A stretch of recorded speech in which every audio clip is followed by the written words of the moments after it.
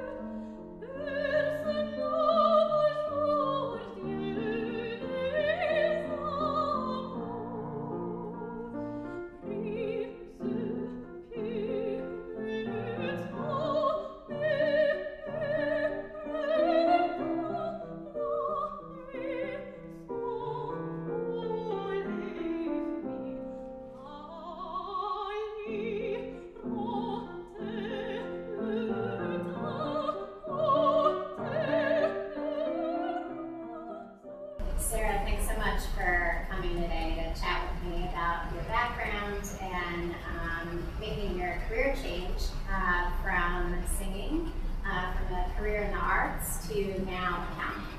Of course, thanks for having me. Sure.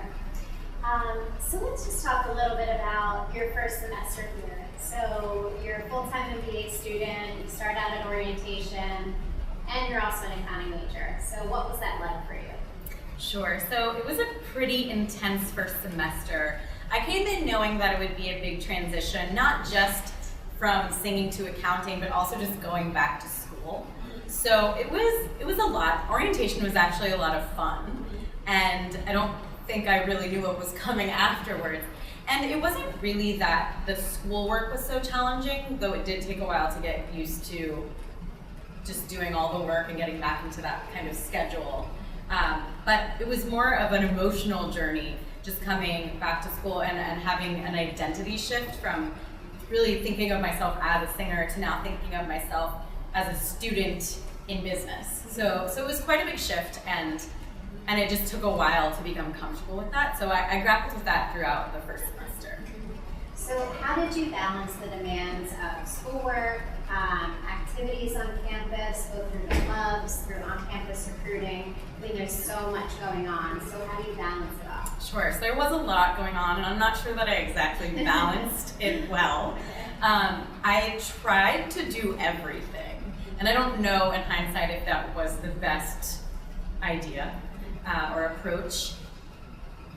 But at the same time, I don't know what I would have left out. So I tried to go to all the information sessions for the accounting firms that I was interested in. I went to the CPA fair, I joined a club, I went to all my classes, and was horrified of missing one.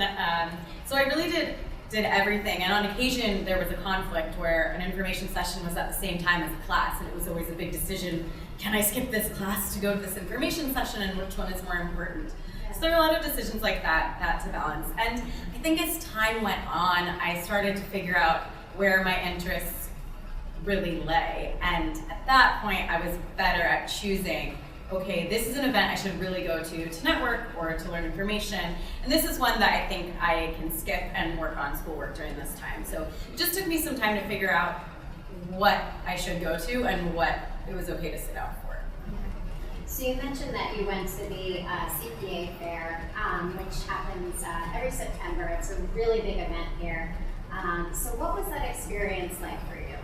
Sure, so at the time I was really not sure what I wanted to do. I came in with this idea of what I wanted to do, and I was kind of stuck to that, but everyone said, go to the CPA fair, go to the CPA fair.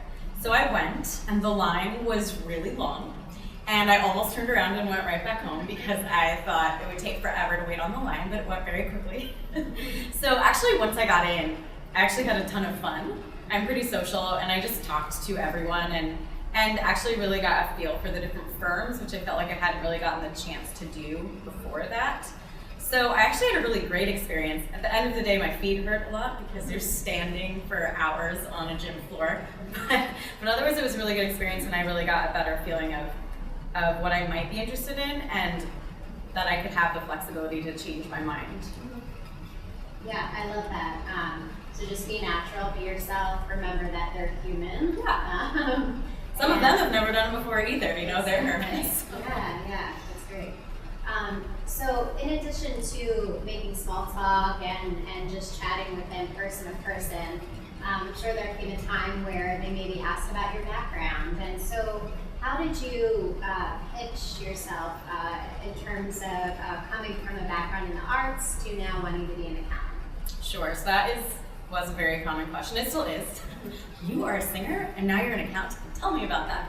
So I actually, to help the process, I made this little visual aid. And I just titled it Teaching Singing versus Auditing, Similar Logic, because I wanted to show people that although they think of singing, many people outside of the arts and inside the arts think of singing as an artistic endeavor.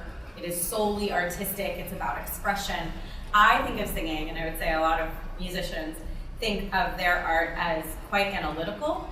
So yes, we are expressing, but the process to get to the point where you can express is really just an analytical one of learning your craft. So how in singing do I produce sound? What is the mechanical production mechanism?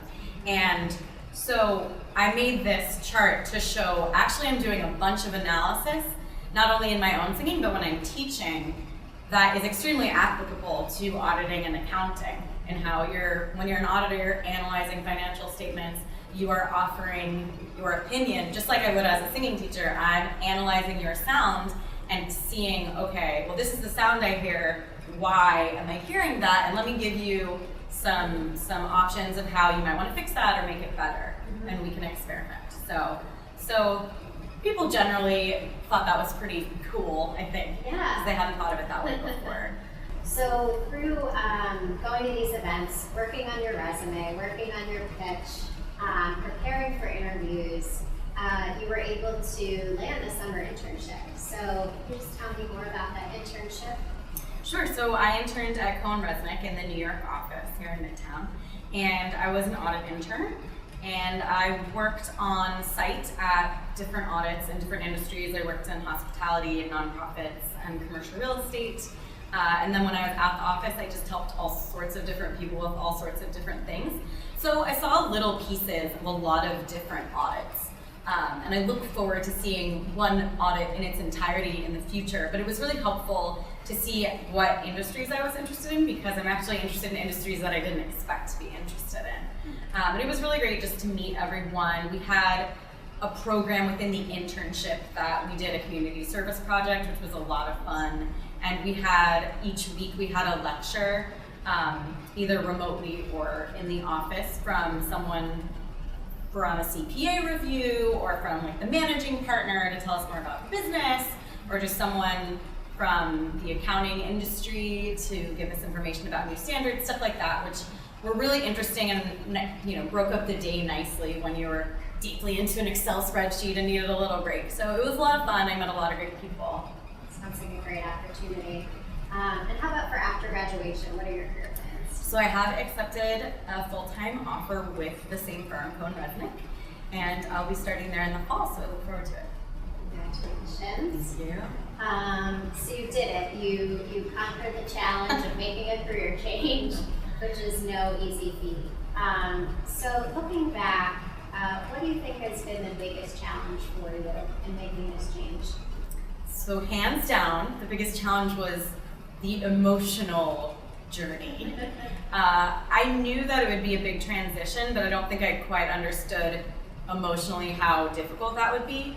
I really identified, I think as a lot of people in this country at least do, by my job.